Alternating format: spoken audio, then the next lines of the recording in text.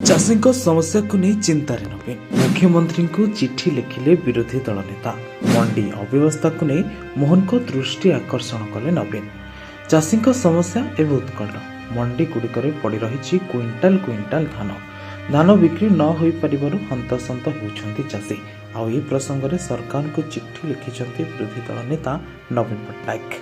मंडी गुड़िक अव्यवस्था कटनी छटनी अभाव बिक्री ए सबू मुख्यमंत्री दृष्टि आकर्षण करछंती।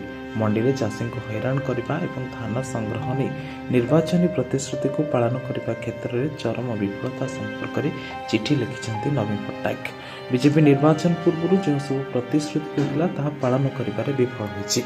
वर्तमान समय धान संग्रह समय राज्यर अन्नदाता माने किपरि व्यवस्थागत शोषण और कषणर सम्मुखीन होती से ध्यान देवाक नवीन अनुरोध करछंती। 2024 निर्वाचन समय बीजेपी निर्वाचन इस्ताहार 2 नंबर पॉइंट रे धानर सर्वाधिक सहायक मूल्य वृद्धि और कटनी छटनी संपूर्ण बंद करने संपर्क में प्रतिश्रुति दिया हेले मंडी गुड़िक निर्यातनार केन्द्र पलटुवा नवीन कटाक्ष कर राज्य में मंडी गुड़िक एवं निर्यातनार केन्द्र पलटि मिलर और प्रशासनिक अधिकारी मध्य मधुचंद्रिका जो चाषी मैंने कठिन परिश्रम मूल्य पाऊना। निर्वाचन समय बीजेपी देथिबा मिथ्या प्रतिश्रुतिर एक उदाहरण नुहे कि बोली नवीन प्रश्न करछंती।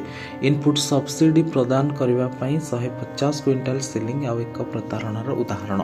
एथिसह निकट में केंद्र सरकार धानर संग्रह मूल्यर 69 टंका वृद्धि करछंती हेले ओडिशार चाषी को ही वर्धित 69 टंका मिलुना। नवीन आउरी लिखिछंती जे धान मंडी मानक संग्रह प्रक्रिया आश्चर्यजनक भाव में मंथर गति चली तेणु धान को काकर और चोरी रक्षा करने चाषी मानक राति सारा जगी रहा पड़ुछि। मंडी गुड़िक सर्वनिम्न सुविधार अभाव टोकन व्यवस्था विफलता एवं प्राप्य प्रदान अहेतुक विलंब आदि समस्या चाषी मानक आंदोलनात्मक मार्ग बाछिबाकू बाध्य करुछि। कटनी छटनी 150 क्विंटाल सिलिंग एवं धान संग्रह प्राप्य प्रदान हेतुक विलंब एवं अस्वाभाविक परिस्थिति सृष्टि करिछि जहाद्वारा कि चाषी माने असाधु व्यवसायी और मिलर मानक शोषणर शिकार होछंती। चाषी को तार ऋण परिशोध करने बाध्य होई सर्वनिम्न सहायक मूल्य ठारू बहुत कम दर में धान बिकिବାକୁ पड़ुछि।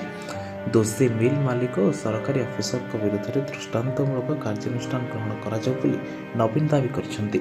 और नवीन कही चिट्ठी केते प्रभाव पकाइब सरकार उपरे ताहा देखिबाकू बाकी रहिला।